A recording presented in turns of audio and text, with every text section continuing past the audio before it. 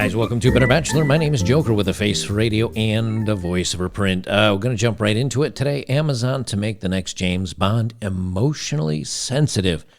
If you watched the last Bond movie that Daniel Craig was in, I hated it. It turned him into a simpy, wimpy guy that was willing to end himself over a woman and a kid. And I mean, I understand that it was his time to go out, and yeah, I guess he kind of supposedly saved the world, but I just didn't find it to be a very intriguing or well-written Bond movie. They had a lot of weird stuff in it, a lot of things that just didn't make sense. And when you start writing movies that are supposed to have, like, the message is the core, and then you build a story around that, the message, it never works well.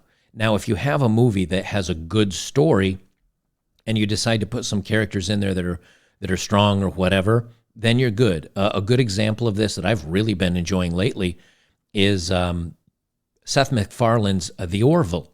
I just finished the last episode. I was watching it on Hulu, and I don't know how many seasons are out now. And there's some messaging in there, but the thing is they wrap it around an interesting story. Like, you've got a woman that's the strongest person of the entire cast because she's from a high gravity planet. But they don't oversell it. It's just that's her character. And then you've got two males that are a different race, and they only have males on the planet. And so when they marry, it's two guys. They really did a good job with it. And so you can still get some really intriguing stories out there and things that make you think a little bit. But you've got a good story built behind it. Well, as you guys know, if you've watched Amazon's latest Woke of the Ring, the acting is flat, characters are flat, pacing is slow, it's horrible, it's so boring. It is just mind-numbingly boring. And you've got a female that can throw 5 guards into a cell with like a flick of her wrist.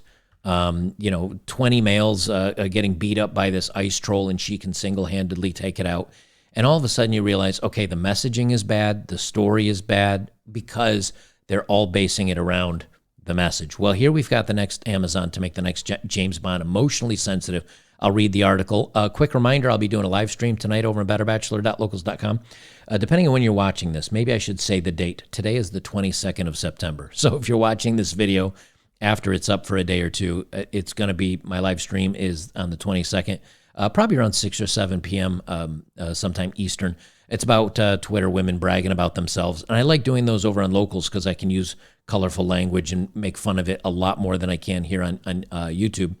And then remember, we're still competing to win $250,000 for the men's retreat over at Daily Wire. The link is down below in both underneath this video. And if you're on Locals, it's a couple posts below. And I'm going to pin it as the top comment. Use that link. Go over there, sign up for Daily Wire. Get maybe one of their Razor kits. Right now we're in first place, but the rankings are changing, so others are sneaking up on us, I think. And you can get Razors for 10 points or 20 points if you sign up for Daily Wire. And they're great to support because they're doing non-woke content. They got Jordan Peterson and Gina Carano and Ben Shapiro and a bunch of others over there, so go check it out. All right, the next James Bond will be more in touch with his feelings, the producers say. That right there is the problem. This is, what's the next James Bond about? Well, instead of being, he's going to do X, Y, Z, no, he's going to be more in touch with his feelings. That's the number one thing, and that's how you know this is going to be woke, it's going to get broke, and it's going to continue to ruin James Bond. Originally, they talked about making the next James Bond a black female character, and that was Naomi. I forget the actress's name, Letitia something. But what it was is James Bond was missing. They gave her the 007 moniker. And then, of course, they had him riding bitch to her on a motorcycle like he's the passenger holding on. And they definitely broke him down. But she wasn't officially really the next Bond because he was still in the movie. Well, now that they're taking Daniel Craig out, they're literally hiring for an emotional, sensitive James Bond. And that's the end of... And the biggest problem I have with this stuff, and this is my rant, is what you do if you want to do this well, okay? You have 007, whatever the next James Bond's going to be, he's 007. You bring in somebody else, give them 009, 006, 003, whatever, right? And have the two in a movie together, and then let James Bond still be the traditional classic character of James Bond, but you set this next character up in a movie or two with him to have its own spinoff. And then you can make that character whatever you want it to be. Zer, whatever, just whatever direction you want to take it. You want to make it part of the LDHD TV community, go ahead, no problems with that. But when they keep trying to change characters that people have loved, like they did with Doctor Who, I guess it is, over in the UK, and they made it a woman, and then the stories were about, all this stuff, and it just, all you're going to do is ruin the franchise. They say the next James Bond films will have bigger roles for women. Oh, that's important. And a more sensitive 007, according to the producers who said Bond is evolving just as men are evolving. Yeah, that's going to turn out great for you. Barbara Broccoli, I'm not sure how they pronounce it, probably Broccoli. Barbara Broccoli said that the next actor to take the role will continue to work the work of Daniel Craig, who cracked Bond open emotionally. That's why the last movie sucked. Craig's latest film, No Time to Die, humanized Bond by making him a devoted family man, because that's what men want to see with Bond. It also featured meatier roles for female characters, including Lashana Lynch, that's her name, as a fellow secret agent. I have no problems if you want to make it a fellow secret agent, but they gave her the moniker of 007 and then had Daniel Craig kind of just in a couple scenes. They made her actually look kind of stupid and naive, which was kind of funny, which is why I didn't follow up on it. But now they're going back at it again, trying to skew the messaging more. Asked by Variety magazine if those qualities would continue in the next film, Broccoli agreed. It's an evolution. Bond is evolving just as men are evolving. I don't know who's evolving at a faster pace. Well, I don't know either, to be honest, and that's kind of a sad thing. Broccoli's director of the UK chapter of Time's Up, which describes itself as an independent, intersectional organization focused on rooting out harassment at its source, the power imbalance that leaves women unequal in every industry. And there it is, the messaging. Let's see. I think this. I don't think so. I don't think so. I don't think so, sir. Oh, there we go. You mean the women that are now being hired at higher rates than men, and the women that are now being hired for roles that men are told not to apply? And when they've actually done surveys on this kind of thing, women are being paid equal to or more than men for the same position in the same roles. Why are men still making more? Because men will work longer hours. Men will sacrifice more for their families because that's what they do. But we got to put this mess.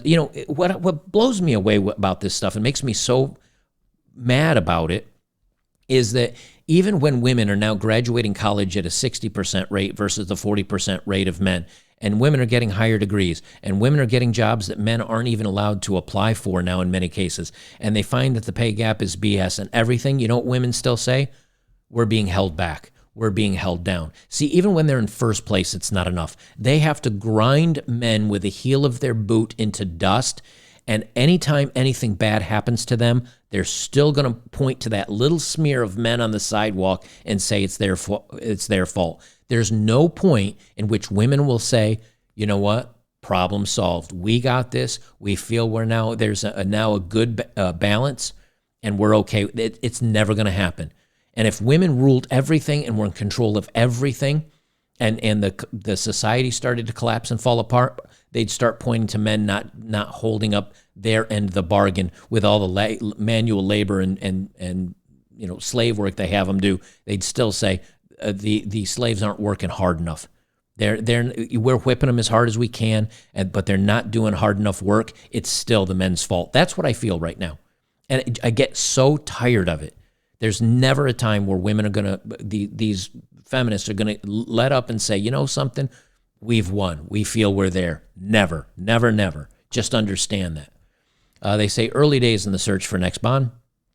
She and Michael G. Wilson, her fellow producer and half-sibling, said it was early days in the search for the actor to play the next Bond. Idris Elba, which is why I used him as the thumbnail, long considered a front-runner for the role, recently appeared to rule himself out of the running. Good for you, dude, because it's going to be a train wreck. Wilson said Elba was great, but Broccoli suggested the 50-year-old actor might be too old. Gee, that sounds like ageism. What if they were hiring for the next female whatever in a James Bond, and they said, we'd like her to be the love interest of James Bond, but she's too old. We want her to be the next James Bond, but she's too old. I'm pretty sure the gate doesn't swing both ways. They say, we love Idris. The thing is, the casting decision is going to be a couple years off. I'm glad he dumped it. I'm glad he ran away from this. They say, and when we cast Bond, it's a 10 to 12 year commitment. Great. So that's what, 3 or 4 bad movies about the intersectional messaging and how women need to be stronger. And again, go look at the new Amazon Woke of the Rings to see how that's turning out for them. They say, so he's probably thinking, do I really want that thing? Not everybody wants to do that. She added, it's not about casting an actor for a film. It's about a reinvention. They're going to completely reinvent James Bond. And they've had the Bond franchise since GoldenEye in 1995. Amazon recently acquired MGM. And there's the problem. The studio behind the Bond for $6 billion. One of the fruits of that deal is the first reality television series to be based on Bond 007's Road to a Million, in which contestants follow clues and a race around the world competing for a £1 million prize. So they're going to commercialize this. It's going to be some hokey, like Amazing Race type ABC television show. But since Amazon acquired MGM and they've got the studio behind Bond, that officially, I think, would make the next Bond movie done by Broccoli means it's got to go through Amazon and it's going to go through their people and their showrunners and everything else, which means this is likely to be a woke disaster. People have always come to us about doing a TV show, blah, blah, blah. She said the 8-part series, blah, blah, blah. Okay, so that's more about the TV show. That's the end. That's just the end of Bond. I used to love James Bond as a kid. I remember on Sundays, Saturdays or Sundays, but I think it was usually Sundays, they would have TV, like they'd run Bond marathons, I guess you'd say, maybe once or twice a year. And I remember my father and I would sit down and we would laugh, and my father always found it just over the top, all the hokey, crazy things that they came up with as far as to protect James Bond. Every time he got in a pinch, he had the exact gadget that would help him out in the moment and would get him out of the way. And my father just got an amazing kick out of that, about how stupid and over the top it was. And I enjoyed it. And that was part of what I loved, was the gadgets and just the James Bond character. He was a masculine man. He didn't, he kind of used and dumped women, and they wanted to be with him because he was James Bond and he was, sexy and desirable, but he was a tough guy too.